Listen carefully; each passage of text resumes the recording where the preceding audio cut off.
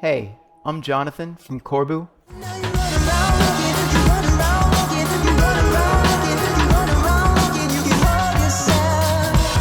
And today I'm going to talk about our Mofo X4 synthesizer.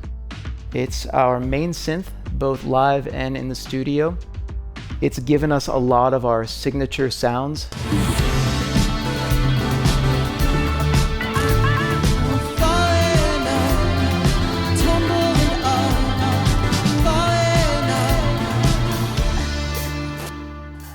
But my reasons for loving it are mostly practical. In my mind, it's the perfect size. That's kind of my favorite thing about it, is it's 3.5 octaves, which doesn't seem like a lot, but I never really miss anything playing our songs live. Anything bigger is really hard to travel with. So, you have to look at how small this thing is in a road case, in a little soft case, which doesn't sound like a selling point unless you've ever toured by yourself and been your own crew, done your own merch and done all of that, and then you imagine having a much bigger synth in a big hard case compared to this thing and a little soft case you can carry around with you. Just makes a huge difference. It is limited to 4 voices, but we've yet to write a part that doesn't sound good with those 4 voices, at least playing it live. I just think it's a great Swiss Army knife synth.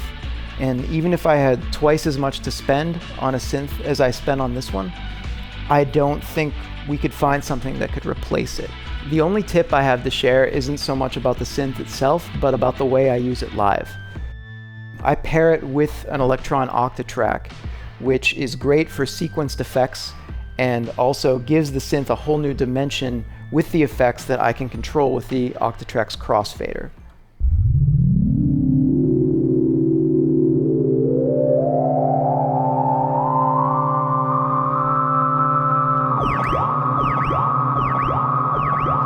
I think we're all familiar with a sequencer sending notes to the synth and turning the knobs live while the synth is playing the notes from the sequencer.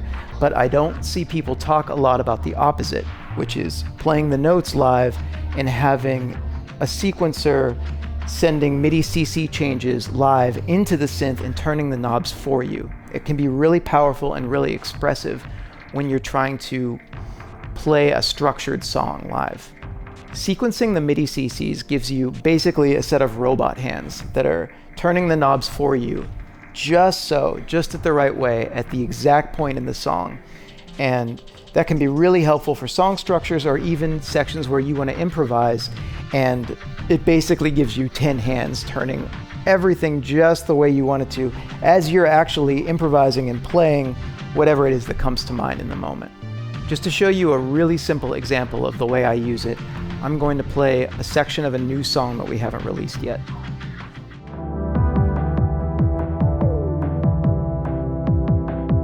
When I play the second verse, the filter dips down, and then the song swells up. And the filter sort of dramatically sweeps up with it. But all I have to do is concentrate on my part and sing.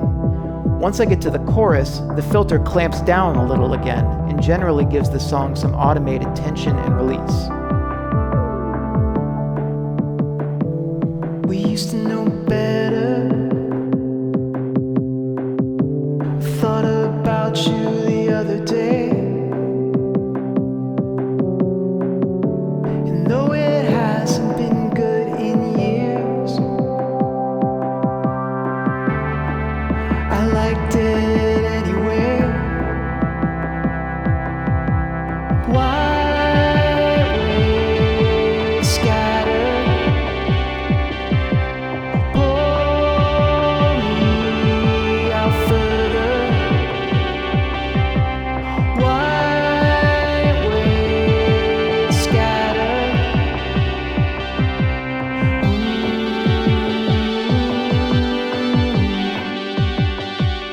It's just a feeling.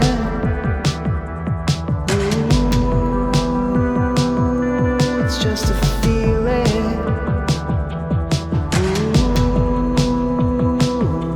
It's just a feeling. So obviously, sequencing the filter, the cutoff and the resonance, and modulating that via automated CCs coming into it is the simplest possible thing you could do with this. But I've only been using the X4 and the Octatrack for a little while together live, and I know I'm just scratching the surface. I could be modulating the pulse width to a specific beat. I could change the envelopes over time and really just morph between one sound and another in a way that's predictable and reliable for me on stage.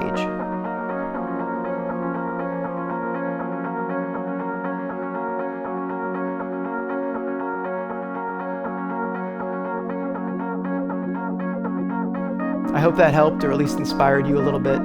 Thanks to DSI Sequential for having us, and listen to our music and follow us and subscribe to all of our stuff. Thank you.